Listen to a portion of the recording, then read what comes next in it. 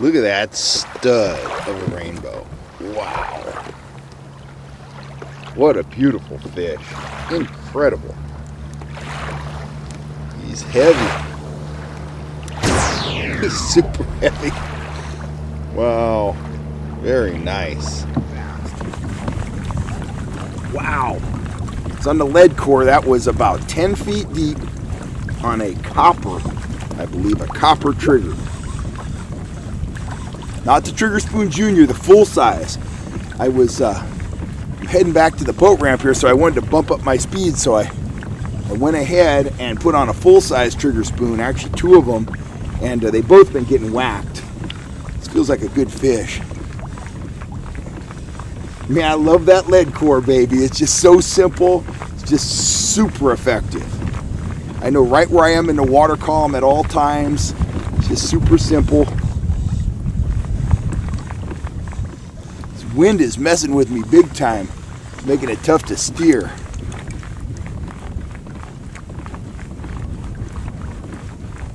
There we go. I'm into the top shot. I'm running a 50-foot top shot today. 50 feet of 17-pound fluoro, and then a 48-inch 10-pound fluorocarbon leader off of a trolling swivel. And that fish is putting up a tussle. Staying down. Oh yeah. Oh, nice rainbow. Nice rainbow. Because I don't have my net today, so I'll wear him down a little more.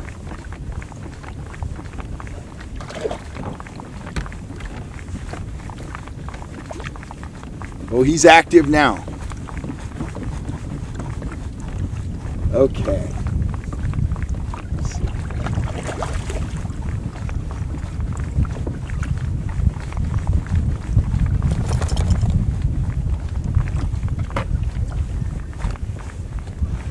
Trigger spoon, baby. Getting it done.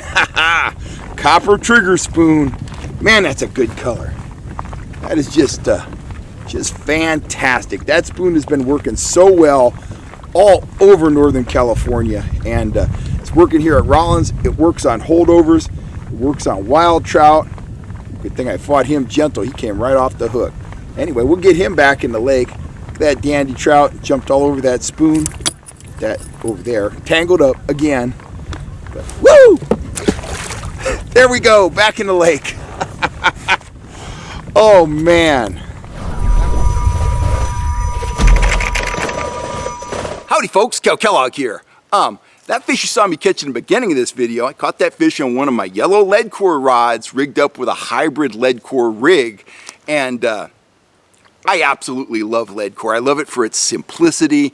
It's you and the fish, no downrigger, no diver. If I can get away with using Leadcore, I'm gonna choose that over downriggers or a diver every time. Of course, you know, you can't always get down as deep as you need to get down with Leadcore.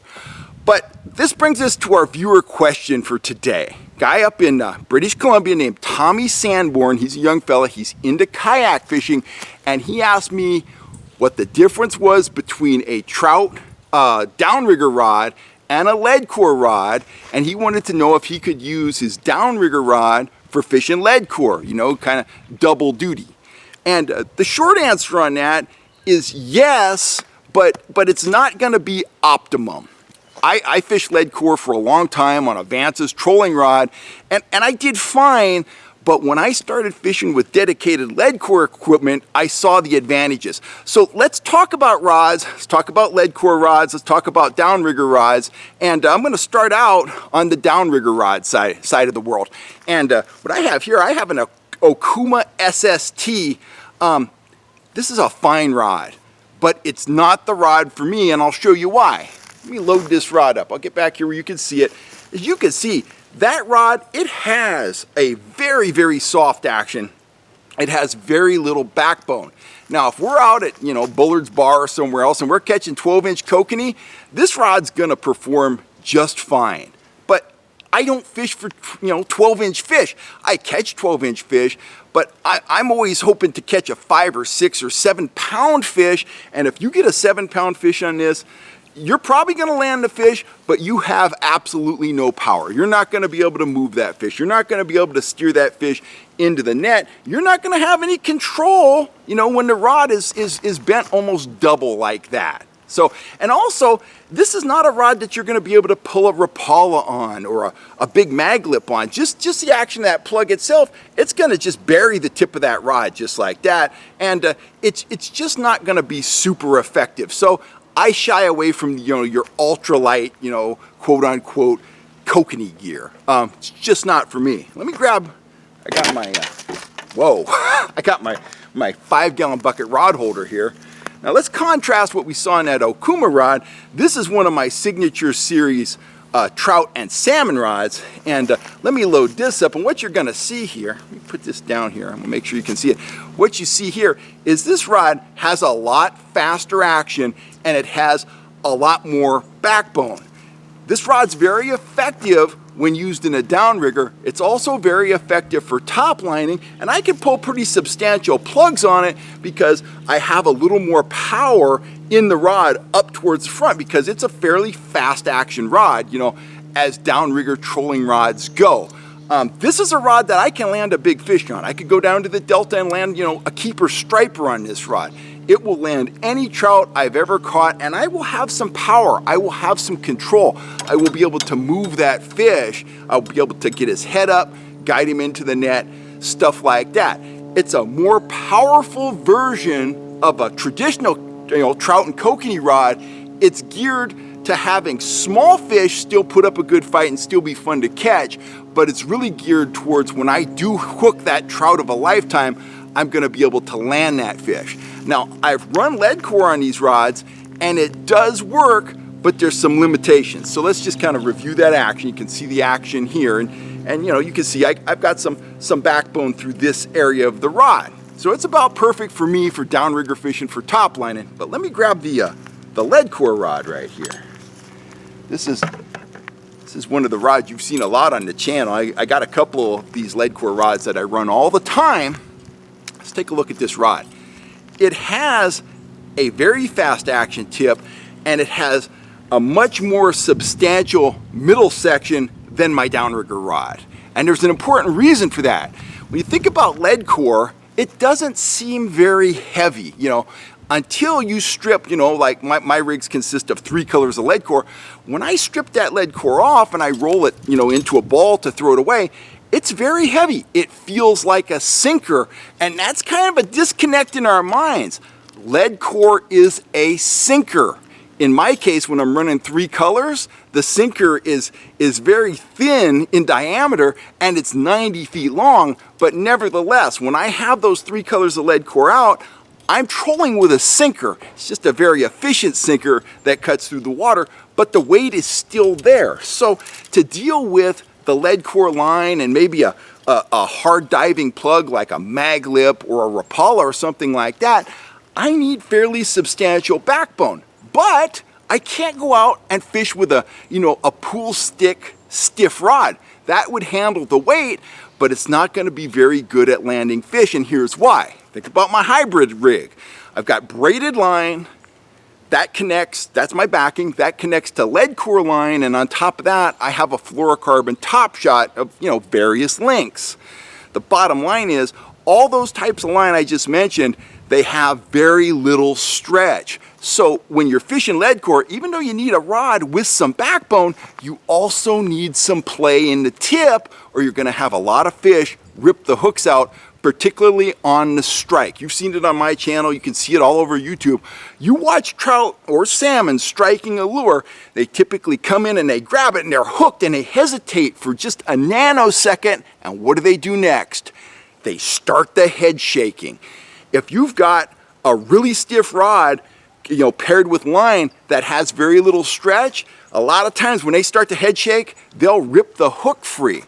I've also noticed this on my underwater footage. A lot of times those fish will come in and they will get hooked, but they will get hooked very lightly initially. And when they start to head shake, if you've got some play in the rod tip, they will actually hook themselves better rather than ripping the hook out. They'll bury another hook in their mouth and their jaw somewhere, and they'll actually be hooked better on that second hook than they were on the first hook. So it's important in a lead core rod to have the power you need for dealing with the weight of the lead core and the working lure, but you also need that play in the tip to cushion the fight of those trout and salmon. So, you know, I understand you're a young guy. If you know the finances are an issue, by all means, you can run lead core on a downrigger rod. But for me, a dedicated lead core rod just does a better job overall. I'll tell you what, if you're on a budget and you're fishing from a kayak, if I had to choose between my downrigger rod and a lead core rod, I would choose the lead core rod. True enough, I can't use it with a downrigger, but I can use it with the lead core. I can get down 25 or 30 feet, and I can also run a long top shot, and I can use the rod, you know, for all practical purposes, just for just for top lining. And I do that a fair amount when I'm out trolling flies at a place like Davis. I'll run my lead core rod that has a 60-foot top shot on it, and then I might put half a color of lead core into the water. So I'm only trolling 2 feet deep, 2.5 feet deep. So essentially, I'm top lining, but I'm using my yellow lead core rod. And of course, with all that backbone, I never have to worry about having the ability to land a big fish when I'm using my yellow lead core rods. So I hope that helps you out up there in British Columbia. That's kind of my take on this. Everybody kind of has a different, you know, experienced anglers. They have a different style. They have a different strategy. That's my style and strategy. I like to run the hybrid lead core rigs. I like to run them on a dedicated lead core rod. If I am running my downrigger rod, I like a rod that has the power to land big fish. I don't like those rods that have that parabolic action because you have absolutely no power. It's fine if you want to go out and catch 12 and 13-inch fish, but most of the guys I know, they enjoy catching those fish, but they want to go big. And when you go big, you get a big fish on the end of your line. They don't come knocking too often, and you want to have the gear to land those fish. You want to maximize success, and you do that by tailoring your rods to the job at hand. They're just like golf clubs. You could play around a golf with one club, but you're going to do a lot better if you've got the full array of clubs, you know, for every situation. Me, I'd be out in the woods. I'd need a chainsaw if I was a golfer. That would be my most important club. Anyway, I hope that helps up in British Columbia. I hope that helps everybody out here that views the channel. I am Kel Kellogg. I'm signing off. If you're looking for gear, you know where to go. Go over to the Fish Hunt Shoot website. That's where my store is located. If you haven't subscribed, please hit that subscribe button. And I sincerely want to thank you guys for all the support you've given us over the years. If it wasn't for you, we couldn't do what we're doing, and we are having a great time shooting videos, editing videos, and putting them up on YouTube. You guys have a great day, and I will catch you next time right here on the channel. I'm Kel Kellogg, and I'm signing off.